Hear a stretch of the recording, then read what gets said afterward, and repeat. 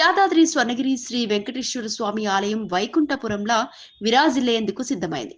శ్రీ శ్రీ శ్రీ త్రిదండి శ్రీమన్నారాయణ చినజియార్ స్వామి వారి మంగళ శాసనములతో ఆలయంలో వైకుంఠ ఏకాదశి మహోత్సవాలను ఘనంగా నిర్వహించేందుకు అన్ని ఏర్పాట్లు పూర్తయ్యాయి. డిసెంబర్ 30వ తేదీ నుంచి జనవరి 8వ తేదీ వరకు 10 రోజుల పాటు ఈ ఉత్సవాలు వైభవంగా జరగనున్నాయి. ఈ 10 రోజుల పాటు ప్రతిరోజు శ్రీ స్వామివారికి విశేష అలంకరణ సేవలు నిర్వహించనున్నారు. కోరిన కోరికలు తీర్చే కొంగు బంగారంగా భావించి స్వర్ణగిరి శ్రీ వెంకటేశ్వర స్వామి భక్తులకు ఉత్తర ద్వార దర్శనం కల్పించనున్నారు.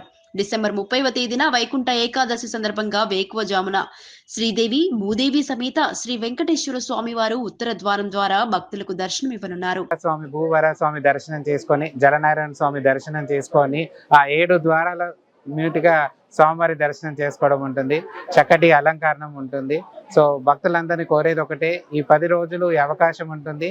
ఈ 10 రోజుల్లో తప్పకుండా స్వామివారి దర్శనానికి వచ్చి చేసుకోవాలని కోరుకుంటున్నాం. ఈ 10 రోజులు కూడా ప్రతిరోజులాగే అన్నప్రసాదనం అనేది ఉంటుందండి. అంటే ప్రతి ఒక్క భక్తుడు స్వామివారి దర్శనం తర్వాత ప్రసాదం తీసుకొని వెళ్ళాలి. అదే విధంగా కాకుండా మధ్యాహ్నం 12 గంటల నుంచి సాయంత్రం 4 గంటల వరకు విచ్చేసిన భక్తులందరికీ కూడా అన్నప్రసాదనం ఉంటుంది. సో తప్పకుండా భక్తులందరూ విచ్చేసిన వాళ్ళు స్వామివారి అన్నప్రసాదం తీసుకొని వెళ్ళాలని కోరుకుంటున్నాను. జై శ్రీమన్నారాయణ.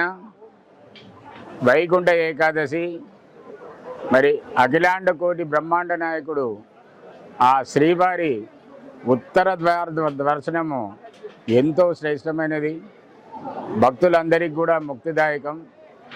మరి ఇట్లాంటి వైకుంఠ ఏకాదశిని డిసెంబర్ 30వ తారీఖు మంగళవారం నుంచి జనవరి 8 గురువారం వరకు అంగరంగ వైభవంగా మన స్వర్ణగిరిలో జరుపుకోబోతున్నాము.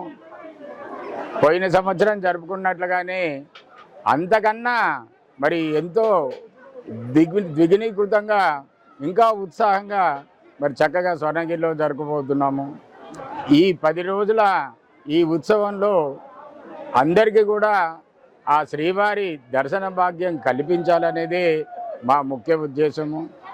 అట్లాగే భక్తులకు కావలసినటువంటి వసతులన్నింటినీ కూడా మరీ అందరి ఏర్పాటుతో అందరి సిబ్బంది సహకారంతో చక్కగా ఏర్పాట్లన్నీ సాగుతున్నాయి.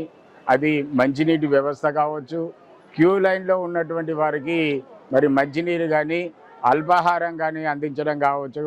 అట్లాగే ఏవైతే ప్రాథమిక అవసరాలు ఉన్నాయో బేసిక్ అమ్యూనిటీస్ దాని మీద కూడా దృష్టి సారించడం జరిగింది.